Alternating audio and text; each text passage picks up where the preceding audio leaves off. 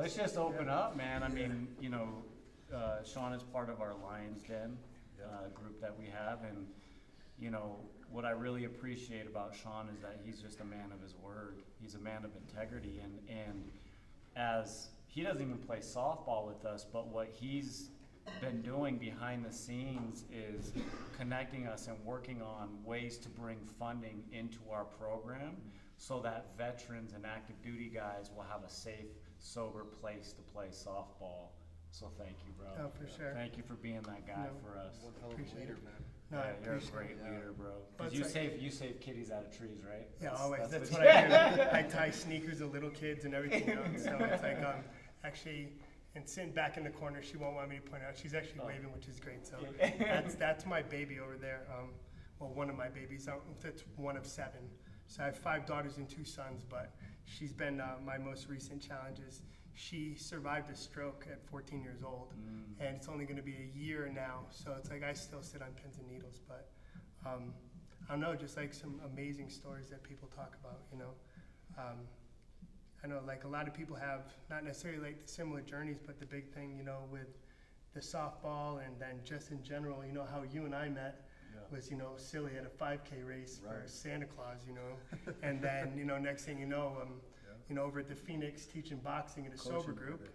Yeah, coaching together, and then out of like, honestly, if you want to talk about God works in whatever ways, he wants to work, just snapshot, you've been talking to friends of mine and we'd made these connections to all these great people and getting there. But, the sobriety thing, like I respect how well people can really speak about, their faith and their beliefs and everything. I don't quite articulate quite as beautifully as everybody else does, but like for me, I'm an East Coast kid.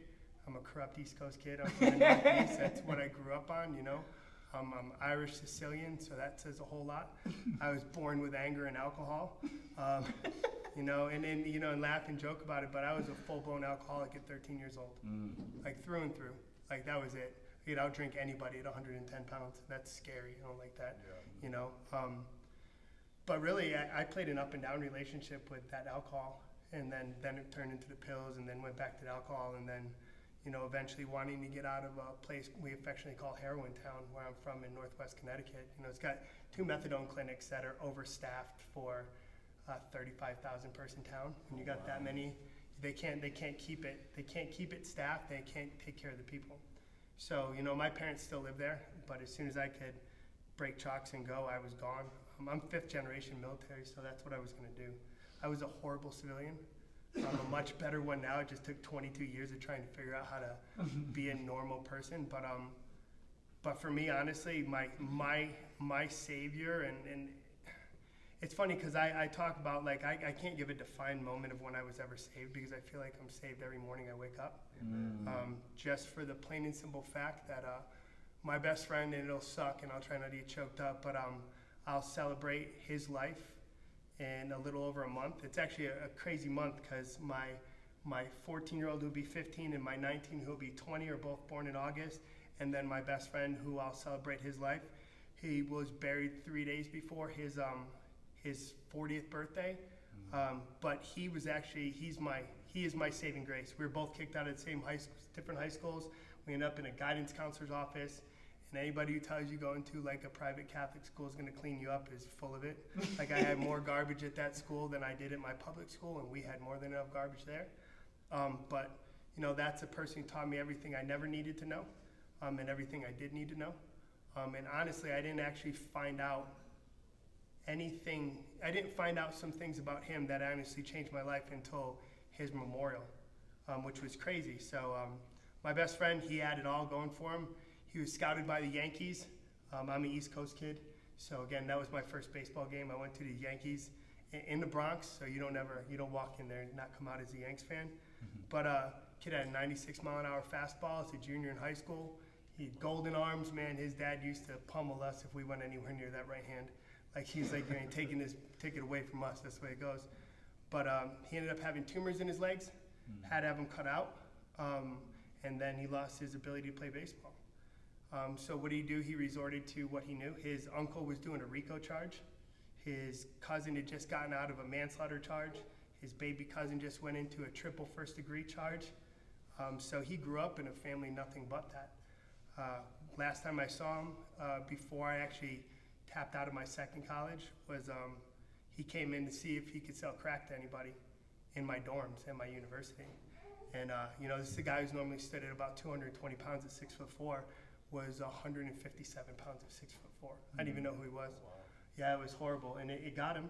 And then next thing you know, I get a phone call, like, bro, did you see the news? And I'm like, what news? Well, he led an 8-hour chase with police over 3 counties and carjacking and hid in a tree, all dosed up on acid and everything else he could get his hands into, managed to escape, got to his house, but, somebody else involved said what they said, and then next thing you know, he's getting dragged down his face, and next thing you know, he's spending 8 years. And a max security is a violent crimes offender. And his life never changed. And where I'm from, you do 90% of your term. Like, there is no good behavior in Connecticut. You're doing everything. And that for me was, again, that's where I tapped. I was like, I got to get out of this town. And just because that's all I did was walk around high and drunk all the time. But so every month, literally, except for when I was deployed, he called me to check to see if I was staying sober. Like, who does that for 8 straight years, while they're in prison, to make sure that you're sober? So that always, to me, was like my light was, all right, what do I got to give back to other people? Like, this dude is spending 8 years of his life in the worst place he humanly could, and he's calling me every month to make sure I'm sober. So it was huge, and then I promised him that I'd see him when he got out. Unfortunately, I was doing what God called me to do, and that was go take on bad guys in Afghanistan. And so I got a phone call from while I was there. So I was just incredibly happy to hear he was out. And then just kind of tragedies always rolled with him. So by the time, just before he passed, I can't ever say he actually got clean because he was in methadone clinics, but by the time I passed, he had finally gotten about 6 years where he was out of prison. But out of my 22 years in the military, he probably spent about 17 in total throughout the time. But still, all the time, bro, you sober, bro, you sober. And then, my love, much like you, is punchy face. Yeah. You know what I mean? Yeah. I do. It's like, I love teaching it, but I'm Irish. I like getting kicked in the head, but my face always gets in the way. But, I broke my neck in Mississippi and changed my life completely. Again, I say by the grace of God only because I should have been, and like a lot of other people, I should have been dead 100 times over.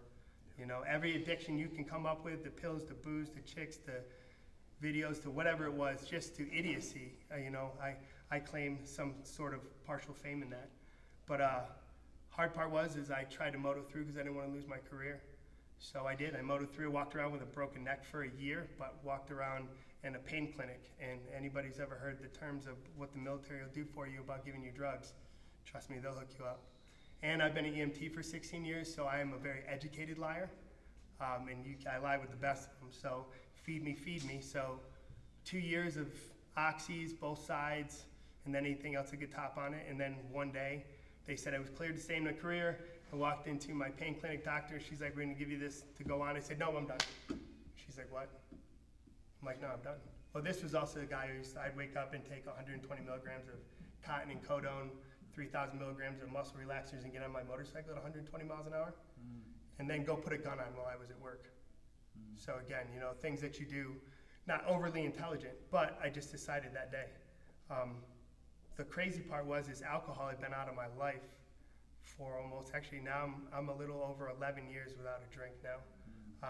Luckily, I'm at 19 months and 21 days without pills or weed or anything, which has been huge because, again, nobody told me, that's the way it goes, because you never hear about that stuff. You get here and like, hey, dude, your PTSD will be great. Just go smoke. You're moving to Colorado. I'm like, thanks, buddy. but when you're good at abusing something, you can abuse anything. Plain and simple, that's it. And then getting through it. And then, just fighting to the very day and then just playing those tap dance games. Because again, when you get to those holes, much like we talk about with the guys playing softball and the drinking and the rest of the stuff that comes around it. I got friends who can drink all day long. I can be around anybody who drinks. Yeah. Oh, it doesn't bother me, you know what I mean? And the people that I have around me respect my lifestyle. Yeah. I respect their lifestyle, and I tell them, take care of you, I'll take care of me, and I'll take care of you some more. Right. But, at the end of the day, it's like what it comes down to now is like, doing this, being at the Phoenix, working with them. Yeah. Like I stay sober because I know if I'm not sober, I can't go to the Phoenix. because I can't walk in there and be a 16th of a role model Right. to anybody. Or like we had last week, Yeah. we had a young girl collapse. was Somebody's great. 13-year-old daughter collapsed in the middle of that. If I'm not sober, how am I helping that kid, you know? And I hadn't even planned on going last week. Right. You know, I had every excuse in the book not to be there, and just, Yeah. again, you know, you sat there. So, I don't know, it's just, again, you find your community. Like, that's the biggest thing, you know? And like I said, you know, every once in a while on the Lions Den, I'll throw something out there that just happened to pop in my brain. And, you know, you and I have talked, and, you know, I've texted you, and it's a rarity that I reach out to anybody and be like, hey, check it out, I'm not doing so good. Yeah. Because, again, I'm a dumb Irish kid, so that's what I do. I moto through stuff. But, you know, just, I commend everybody who's sitting here. I really do. You know, the gentleman who was singing, I can sing in my bathroom. I'm a savage. But I ain't doing that. I hum it a lot, you know. But, you know, at the end of the day, everybody who's sitting here, like, honestly, good on you guys. For real. This room doesn't even need to be filled to the brim with people, because everybody sitting here might go talk to somebody else, you know. And like right now, my daughter's sitting out there, and her mom is here to come pick her up. So they're up by my house. I'm gonna go drop her off because I've had it for my summer. But again, you know, every excuse on the planet you can have to tap out, I probably had. But, you know, somebody else has come across my way in my life, you know. These guys, you know, have come across at the right time because God said that's when they were supposed to be there. And, you know, there ain't nothing you can't beat. I promise you there can't. There really isn't. If you don't think you can, just beat one thing, like wake up in the morning.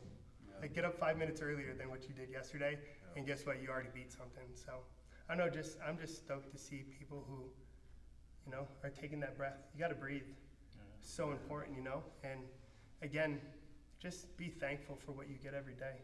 You know, because this town that we live in, you know, is an example of, you know, how it can swallow you up really quick, how it can spit you out really quick, but what you give back, it doesn't matter what you did in life. It really doesn't. Yeah.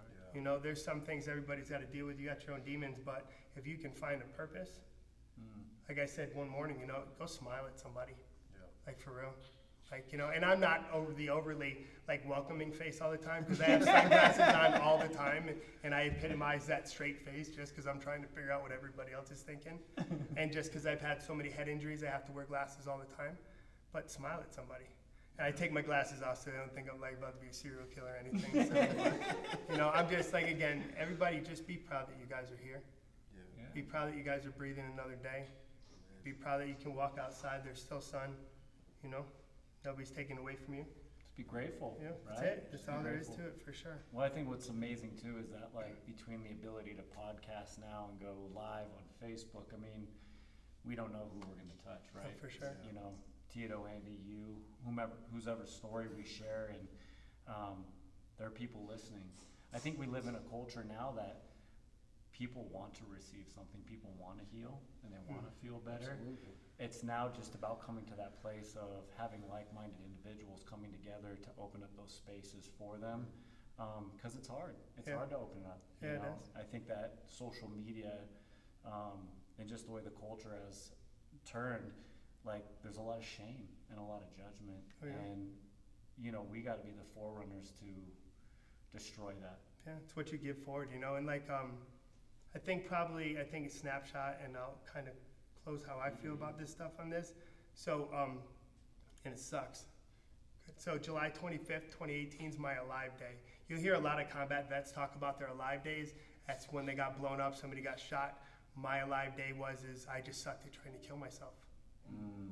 So I woke up the next day, I was like, wow, I got a letter to read, I got people to call me, I got people to be mad at me because I broke promises to everybody. And then the next year was agonizingly painful. You want to wish you're dead, wake up the next day. But what it did was gave me the ability to look at somebody else, you know. And you know, people have talked to me in the past who hear me talk about darkness, you know.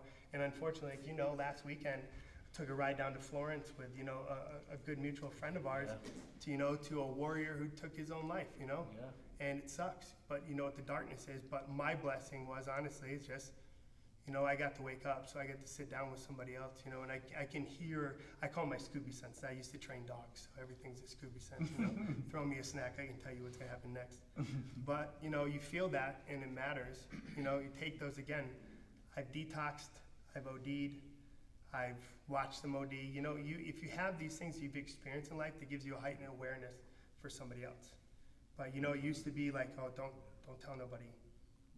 You try to kill yourself. You know what I mean? Don't say that. Well, you got 3 guys right here Yep. that all have tried. Yep. You know, and we all failed. Yep.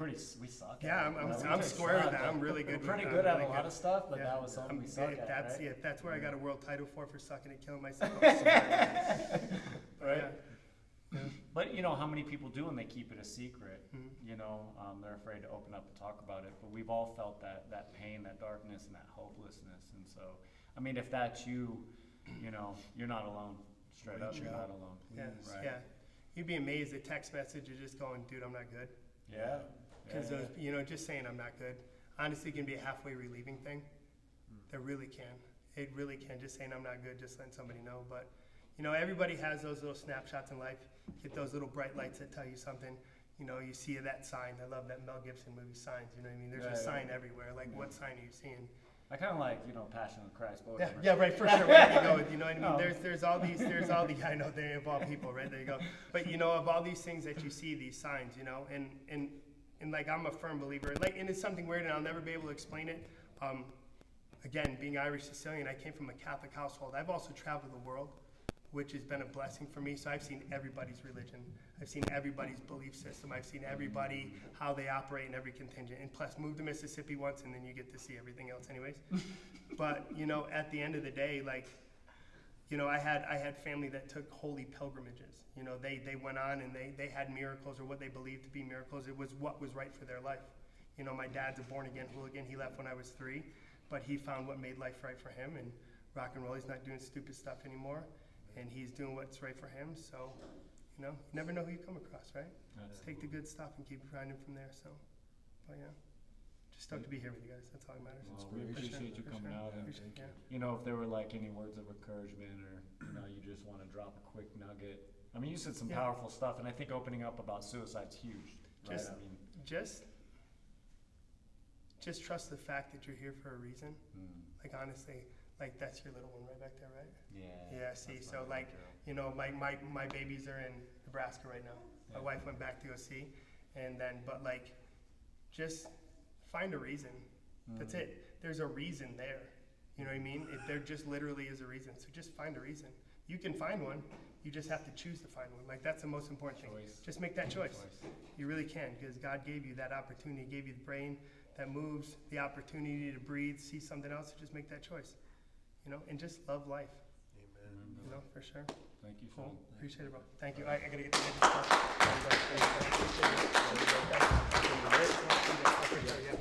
Thank you.